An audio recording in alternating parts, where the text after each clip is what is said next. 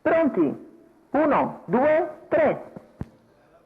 Buona la prima con Condor Horse, velocissimo come già mostrato in qualche occasione precedente, e va al comando nei confronti di Corcovado, mentre è partito bene Carpe Diem Col che è subito all'esterno. Lungo i birilli c'è Corleone Fi a precedere all'esterno Cesar Jet, quindi Tyrion, Chaos, Carosio, Light alla retroguardia, ovviamente Carlos Soppi che partiva 20 metri indietro.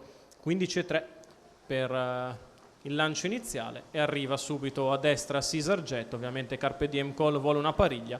Condor Orso in vantaggio, attacca Cesar Jet, vediamo le scelte dei driver. Carosio Light, squalificato. 31 per i primi 400 metri corsa, insiste e passa Cesar Jet, che è battistrada nei confronti di Condor Horse dopo 600 in 45,4. In terza posizione Corcovado, confinato al largo Carpe Diem Call dalla presenza interna di Corleone Fi. Quindi Tyrion che sembra voler andare a fare la seconda pariglia all'esterno a precedere Chaos e Carlos Soppi. 1 minuto per i primi 800 metri di corsa svelti.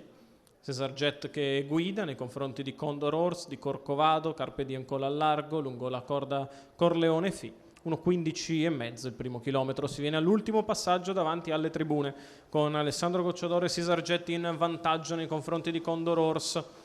Corcovado lungo la corda, Carpe Diem Call che cerca di progredire con maggior decisione, sembra voler venire in terza ruota Tyrion, sposta al largo allora Carlos Oppi, alla retroguardia rimangono Corleone Fi e Chaos, mentre intanto il leader continua a scandire parziali interessanti, 14,7 davanti alle tribune e la curva in 15,1. Ora attacca con maggior decisione Carpe Diem Call, viene in terza ruota Carlos Oppi che cerca di aggirare il gruppo, insiste Carpe Diem Call all'attacco di Cesar Jet che nonostante qualche problemino di meccanica cerca di difendersi alla corda, il miglio in 1,59,9. Carpe Diem Call ha coperto Cesar Jet che cerca di difendersi con la curva, in mezzo alla pista Carlos Soppi, Condor Horse che aspetta l'open stretch, poi ancora Tyrion e Chaos, galoppa Carpe Diem Call, Cesar Jet in vantaggio, sbaglia Cesar Jet, allora Condor Horse in vantaggio nei confronti di Carlos Soppi, Condor che si difende alla corda, attacca a largo Carlos che copre l'avversario, ma Condor Horse continua a difendersi. Condor Horse